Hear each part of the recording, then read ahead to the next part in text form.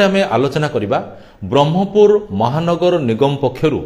आदाय करा जाउथबा घर टिकस संपर्क में कारण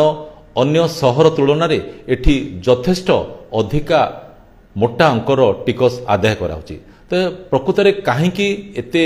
मोटा अंकर टिकस आदाय कराउची ताकू रोका जाई परिबो कि सेथिरु साधारण लोक मुक्ली पारिबे कि से संपर्क में आलोचना करवा। एथिमे आम सहित जोड़ी होचंती जने वरिष्ठ आईनजीवी जे कि ए बाबद हाईकोर्ट रो आश्रय नहीं सी होचंती पीतवास पंडा। आगे नमस्कार। ये जो टिकस कथा आपण तो पिला दिन शुणुवे जे विभिन्न समय विभिन्न प्रकार टिकस आदाय करा जाउची बोली से तो आपण द्विमत हबार किछि नाही, किंतु ये जो ब्रह्मपुर महानगर निगम पक्षरु जो घर टिकस बाबद जो टिकस आदाय कराउची ता समस्त को बाधुची आ एपरिक आपण ता विरुद्ध स्वर उत्तोलन करचंती। देखंतु 4 वर्ष तले म्युनिसिपालिटी कर्तृपक्ष बिना नोटिस रे कौनसी जनशुणानी न करी एवं कौनसी गाइडलाइन प्रस्तुत न करी हठात से माने पाखापाखी 400 भाग टिकस वृद्धि कले। अर्थात जो माने 100 टंका दौले 400 टंका देवे, जो माने 1000 टंका दौले 4000 टंका देवे। ता विरुद्ध रे आमे लगातार भाव में 5 थर म्युनिसिपालिटी घेराव करथिलु। से माने हमर कौनसी कथा को कर्णपात कलेनी। सर्वशेष मुझे आरटीआई मागिली जे तुम नोटिफिकेशन करछ कि जनशुणानी करछ कि एवं को क्राइटेरिया रे से माने वृद्धि करछन्ती दियो बोलिकी से माने किछि तथ्य देथिले। मु ता एगेंस्ट रे हाईकोर्ट माननीय उच्च न्यायालय रे केस फाइल करथिली एवं से केस रे मध्ये मते स्टे मिलथिला। एवं आपण तार बैकग्राउंड कथा कहूची सम परिमाण रे भुवनेश्वर रे कटक रे मध्ये से माने हाउस टिकस वृद्धि करथिले। आपण जानती से केस डिस्पोज हेगिरी वर्तमान जो वर्धित हाउस टिकस भुवनेश्वर एवं कटक रे सेटा प्रत्याहार हो जाइए। किंतु ब्रह्मपुर रे एक कथा प्रत्याहार हला पर मध्य आमे कर्तृपक्ष को रिक्वेस्ट करछु, अनुरोध करछु जे वर्तमान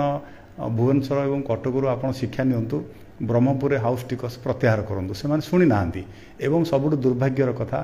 जो समय हाउस टिकस वृद्धि है वर्तमान जो पौर परिषद अच्छी से इलेक्टेड हो नथिले। से समय विक्रम पण्डा एमएलए थिले, चंद्रशेखर साहू एमपी थिले एवं कलेक्टर एक्जिक्यूटिव इंजीनियर कमिशनर एमाने बसी तत्कालीन कमिशनर एमाने बसी हाउस टिकस वृद्धि करथिले। किंतु दुर्भाग्यर कथा से समय जनप्रतिनिधि माने जो माने ब्रह्मपुर सहर विकास डिंडीमा पार्टी भोट नहीं थिले एवं जीति थिले से समय पार्टी खोली नथिले। एवं सबुठ दुर्भाग्यर कथा वर्तमान जो म्युनिसिपालिटी जो माने कॉर्पोरेटर अच्छी मेयर अच्छी से माने मध्य ए कथारे कौन प्रकार केबे प्रतिवाद करिनाहांती। एवं गत निर्वाचन में ब्रह्मपुर जी एमएलए जीति सी प्रतिश्रुति देइचंदी जे हाउस टिकस प्रत्याहार करने मु काम करी। मु ए मंच रे अनुरोध करुच्ची ब्रह्मपुर विधायक को अंततः सी प्रेसर करंतु जे एबे मध्य समय अच्छी हाउस टिकस प्रत्याहार करू ब्रह्मपुर सहर रे। अच्छा जंती कहले माने परिषद नथिला किंतु एमाने सब निष्पत्ति नेले आ ताको कार्यकारी मध्य करि देले ताको हमें को दृष्टि देखबा आईनगत दृष्टिकोण देखिया बेआईन लिखा जाय परियो ना आईनगत? देखंतु ये संपूर्ण भाव में बेआईन। आपण आउ टिके अधिका जानिया पे जतेबेले हाईकोर्ट रे हियरिंग चलची म्युनिसिपालिटी एबे आसंता सोमवार को मध्य आउथरे सिला हियरिंग चलियो। म्युनिसिपालिटी स्टिल काउंटर फाइल करि पाउनी। तो देखा गले संपूर्ण भाव में गोटे युक्तिविहीन अयुक्तिक घटना एवं कौन आईनगत कौन दिग न थी एमाने बढ़ी थे। जमी गोटे साधारण जब आम आलोचना करवा जड़े गोटे से धनी लोक हो कि गरीब लोक गोटे तार कष्ट उपार्जित धन को लेकिन से गोटे घरटी करें परवर्ती समय जदि टिकस दबा बाबद जब गोटे बोझ पड़ो ताहले निश्चित रूपे से हंतसंत हेब ही हेब।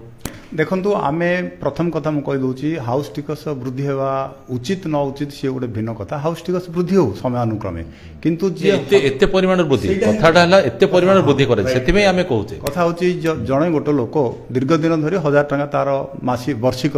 हाउस टिकस दौथो ताको आपण हठात 4000 मागिए, जड़े 4000 दौथो ताको से 1000 जड़े 5000 दौथे ताको 25000 मागिए। एमती केमती हम मते तत्कालीन कमिशनर डाकिथिले कथा आइथिले से बाबद रे मु कहली सर हाउस टिकस वृद्धि हेबा पय आमे विरोध करनु। जो ढांचा रे आपण हाउस टिकस वृद्धि करचंदी एवं जो मापकाठी रे हाउस टिकस वृद्धि करचंदी आमे ताकू चैलेंज करछु। आपण गोटे मिनिमम हाउस टिकस वृद्धि करिवारे असुविधा नाही, किंतु जो रेंज रे आपण 400% वृद्धि करचंदी आमे ताकू विरोध करछु।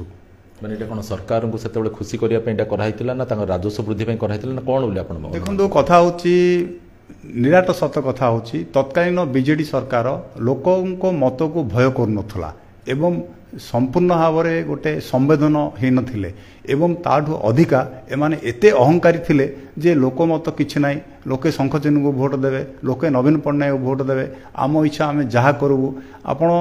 5 थर जितेबाला आम म्युनिसिपालिटी घेराव कलु एवं आ बाबद हाईकोर्ट रे केस कलु सबुठ दुर्भाग्यर कथा तत्कालीन जनप्रतिनिधि माने आ उपरे गोटे कमेंट भी कलेनी जो माने ब्रह्मपुर सहर को नंदन करबू प्यारिस करबू बोली स्लोगान दौले से नीरव रहिले एवं हाउस टिकस जदि आपण मन रे गोटे धारणा थिबो जे हाउस टिकस द्वारा म्युनिसिपालिटी रो गोटे बड़ आदाय होची मिछ कथा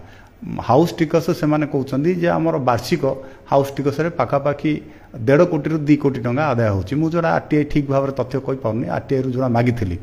आपण जानिबा उचित गला 5 वर्ष भितर मु आरटीआई रे मागिथिली जे रोड रिपेयर रोड तयारी एवं ड्रेन सिस्टम रे तमे केते टाका खर्च करछो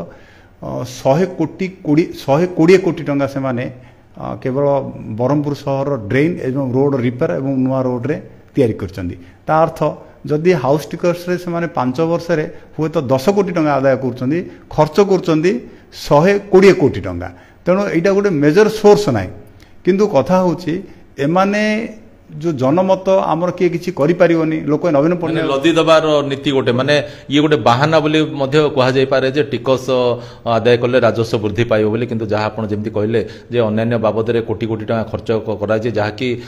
समुद्र को संख्या परि जो टिकस आदायटा एकदम ठीक कथा एवं आउरी मु एडिशन करछि आपण देखुथिबे ब्रह्मपुर शहर रे कांथरे सब जो तैल चित्र होईछि कांथरे तैल चित्र बाबद रे केते टका खर्च होईछि जेतेबेले मु म्युनिसिपालिटी को मागिथिली हाराहारी सेइठे वार्षिक 1.5 कोटी 2 कोटी टंका केवल तैल चित्र कांथरे आंकिबा एमाने खर्च करछन्ती तेणु ए जो हाउस टिकसटा वृद्धि करी गोटे साधारण लोक गोटे गरीब लोक गोटे किए गोटे घरटे करथिबो सी वर्ष को 1000 टंका टिकस ताकू 4000 मागिबो जी 5000 दउथो ताकू 25000 मागिबो ये संपूर्ण भाव में जनविरोधी कार्य एवं एबे भी समय अच्छी म्युनिसिपालिटी कर्तृपक्ष को अनुरोध करुच्ची से तुरंत हाउस टिकस प्रत्याहार कर नचेत निश्चित रूपे आम आशा करवा उच्च न्यायालय जहाँ आप पिटिशन दाखल करमती किसी